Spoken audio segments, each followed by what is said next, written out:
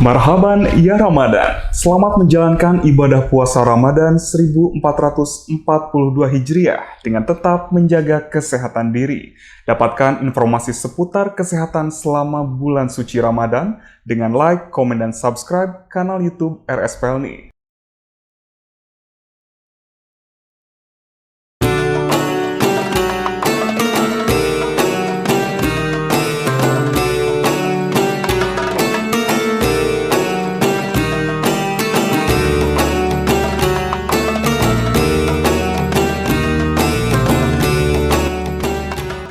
Duh, bingung gimana ya? Gal, kenapa? Bingung banget kayaknya. Iya, nyokap gue udah puasa nih 3 hari. Loh, kenapa? Kan emang bulan puasa. Nyokap gue ada sakit gula, dia minum obat rutin sama suntik insulin juga. Gue bingung deh. Lu udah kontrolin belum ke dokternya? Nah, gue aja baru dapet cuti 2 hari lagi. Gue pengen dapet informasi tentang orang diabetes itu boleh nggak sih sebenarnya puasa? Ih, nggak usah pusing lagi. Sekarang tuh udah banyak informasi dari dokter tentang gimana cara puasa untuk pasien diabetes. Ada di YouTube. Lihat di mana coba gue lihat. Nih, lo bisa cari di YouTube. Salah satunya YouTube Rumah Sakit Pelni. Nih. Gue bisa dapat informasi dari sini. Iya, bisa. Dia terpercaya karena informasinya dari dokter loh.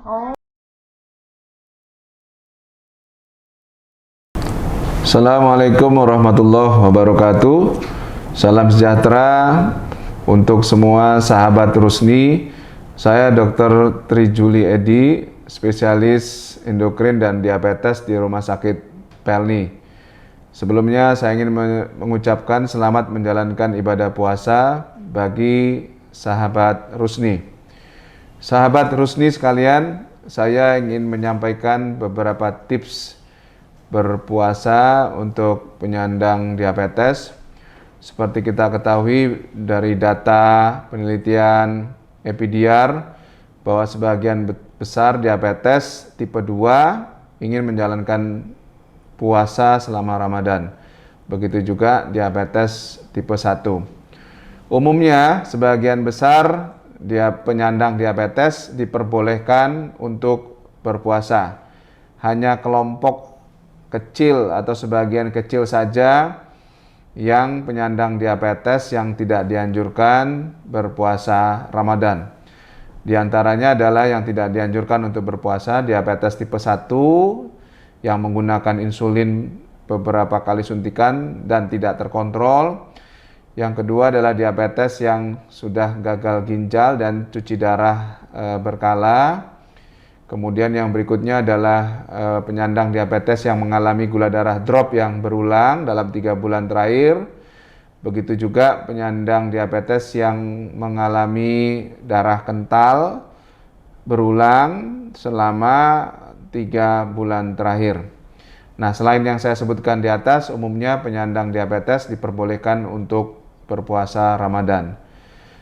Nah, agar lancar dan baik-baik sampai ke ujung puasa Ramadan, dianjurkan penyandang diabetes mempersiapkan segala satunya sebelum masuk Ramadan.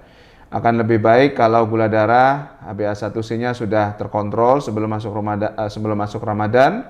Tekanan darah, kolesterol juga sudah terkontrol sebelum memasuki bulan Ramadan.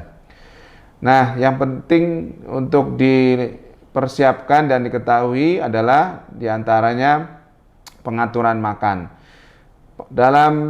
Selama bulan Ramadan, pengaturan makan atau total kalori untuk penyandang diabetes masih tetap sama dengan sebelum Ramadan. Hanya saja distribusi kalori tersebut biasanya 40-50% dikonsumsi pada saat berbuka puasa. Kemudian 30-40% itu pada saat sahur, sekitar 10-20% pada saat setelah tarawih. Yang lain adalah untuk penyandang diabetes tetap dianjurkan untuk melakukan aktivitas fisik ringan seperti jalan kaki ya, dan dianjurkan dilakukan menjelang berbuka puasa. Tarawih juga sebenarnya bagian dari aktivitas fisiknya. Kemudian yang lain adalah waktu-waktu yang dianjurkan untuk pemeriksaan gula darah. Sebenarnya frekuensi pemeriksaan gula darah sangat tergantung dari jenis obat atau insulin yang sedang digunakan.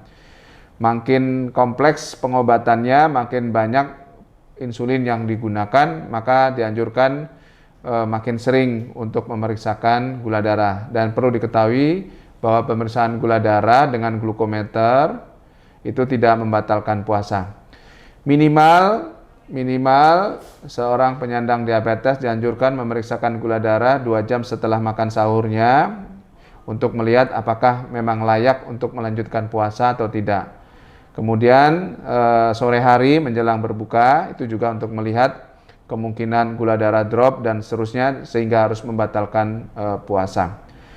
Kemudian yang lain adalah pengaturan obat-obatan. Nah, kunjungi dokternya agar kapan diatur ulang ya dosis dan jadwal obat-obat diabetes.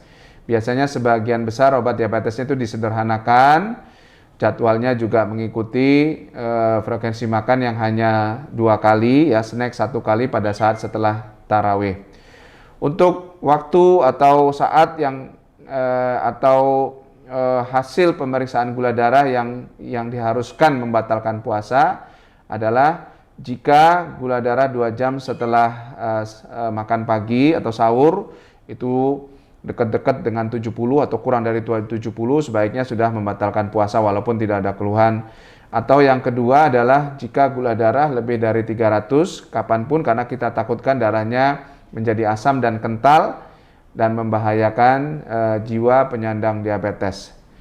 Baik, demikian sahabat Rusni.